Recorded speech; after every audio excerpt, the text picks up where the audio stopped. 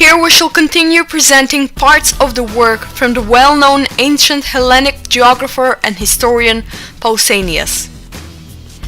In the first book, Pausanias writes about an inscription in the temple dedicated to the Macedonian Zeus, which was near the city of Athens. He writes about the bucklers of the Macedonians that were taken from them in a battle and were put in this temple as a war trophy. There was an inscription about them in the temple.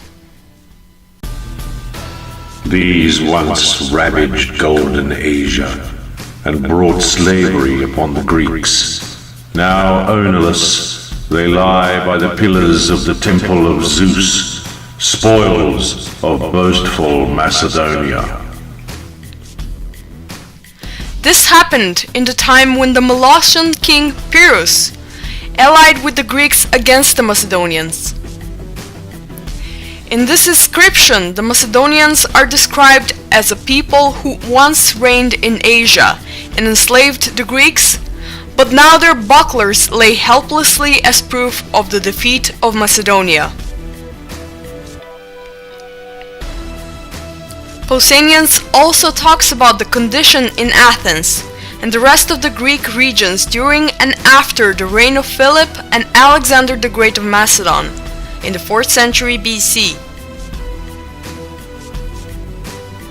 It is known that the Greeks were occupied by Philip after the Battle of Chaeronea, and after the death of Alexander they started a rebellion to get rid of the Macedonian slavery, but the rebellion was stopped. About these events, Pausanias writes, For the disaster at Chaeronea was the beginning of misfortune for all the Greeks, and especially did it enslave those who had been blind to the danger and such as had sided with Macedon. Most of their cities Philip captured. With Athens he nominally came to terms, but really imposed the severest penalties upon her, taking away the islands and putting an end to her maritime empire. For a time, the Athenians remained passive during the reign of Philip and subsequently of Alexander. But when, on the death of Alexander, the Macedonians chose Arrhenius to be their king, the whole empire had been entrusted to Antipater. The Athenians now thought it intolerable if Greece should be forever under the Macedonians, and themselves embarked on war, besides inciting others to join them. In the second book, Pausanias writes about the events of the Hellenic Achaean League. Writing about the relations of this league and the influence of the Macedonians in her internal affairs, Pausanias says, Moreover, as all the Greeks were afraid of the Macedonians and of Antigonus, the guardian of Philip, the son of Demetrius, he induced the Ciconians, who were Dorians, to join the Achaean League.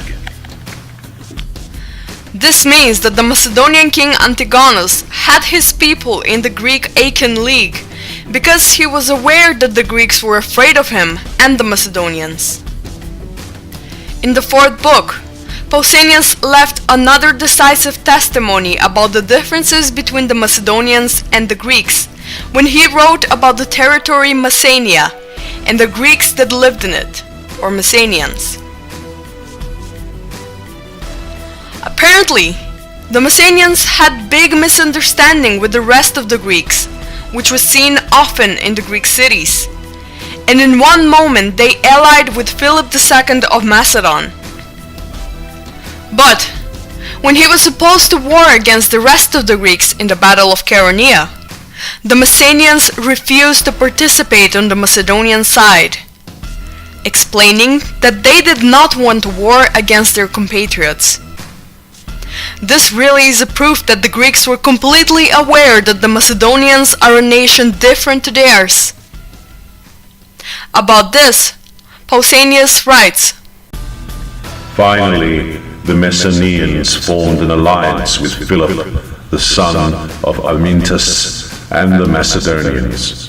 It was this, they say, that prevented them from taking part in the battle which the Greeks fought at Chaeroneia. They refused, however, to bear arms against the Greeks. But the Messenians fought against the Macedonians later anyway, on the Greek side. Pausanias writes, After the death of Alexander, when the Greeks had raised a second war against the Macedonians, the Messenians took part, as I have shown earlier in my account of Attica.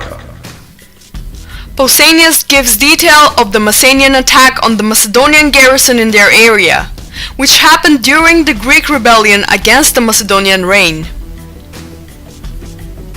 In the 6th book, Pausanias offers evidence of how high the Macedonian ethnic awareness was among the Macedonians.